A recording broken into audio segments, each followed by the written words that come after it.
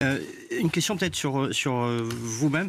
Entre un Bruno Gollnisch qui dit qu'il partage les valeurs de François-Xavier Bellamy, bon ça c'est une ligne, et puis une Marion Maréchal Le Pen qui se situe sur une filiation plus marquée, qui évoque la théorie du grand remplacement par exemple. Le grand remplacement, selon donc Renaud Camus, qui a été repris par beaucoup d'activistes suprémacistes blancs, c'est que nous assistons en France et en Europe à un remplacement subreptice de la population blanche qu'on encourage à disparaître par le métissage. C'est le génocide du troisième millénaire, la mort programmée de la race blanche. Moi, je défends le bon sens. Vous vous sentez quand même plus proche de Marion Maréchal Le Pen ? Je suis un partisan du bon sens. Je suis pas un idéologue, je suis un partisan du bon sens. Sur le grand remplacement, c'est une théorie. Maintenant, moi, je suis élu en banlieue. J'ai grandi dans une cité HLM de Seine-Saint-Denis. Et aujourd'hui, effectivement, dans les quartiers où j'ai grandi, il y a beaucoup de nos compatriotes, parfois même issus de l'immigration, d'ailleurs, qui ont le sentiment d'être étrangers sur leur propre sol. Mais maintenant, je veux dire, tout le monde s'accorde là-dessus. Même Monsieur Fourquet qui a sorti un bouquin qui nous explique que vous aviez...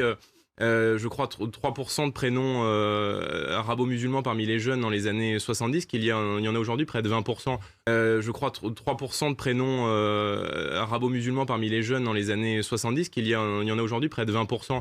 C'est le génocide du troisième millénaire, la mort programmée de la race blanche. Il y en a aujourd'hui près de 20%. Donc, qui est des quartiers aujourd'hui que vous partagez, où vous avez des gamines de 5 ans qui portent un voile, que vous ayez des quartiers aujourd'hui dans notre pays où la quasi-intégralité des commerces est halal.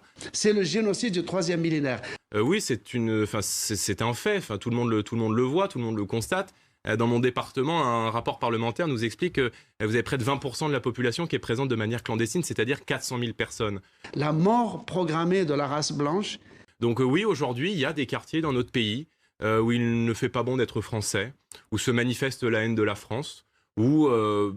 Marine Le Pen l'a dit d'ailleurs. Il a également mentionné Marine Le Pen. Et il a mentionné Marine Le Pen parce qu'il est venu en France et son voyage en France a été un tournant dans la formulation de sa doctrine, parce qu'il s'est rendu compte qu'en France, plus que dans les autres pays occidentaux, les mariages mixtes, les couples mixtes dans la rue étaient beaucoup plus nombreux qu'ailleurs, et que c'était pour lui la cote d'alerte que le danger est réellement concret, et il s'est évidemment lamenté de l'échec électoral de Marine Le Pen. Tout cela avait été préparé de longue date puisque ça remonte à 2 ans. Donc oui, aujourd'hui, il y a des quartiers dans notre pays où il ne fait pas bon d'être français, où se manifeste la haine de la France, où Marine Le Pen l'a dit d'ailleurs, où il ne fait bon d'être ni juif, ni femme, ni homosexuel dans certains quartiers, et force est de constater qu'on est totalement impuissant face à ça.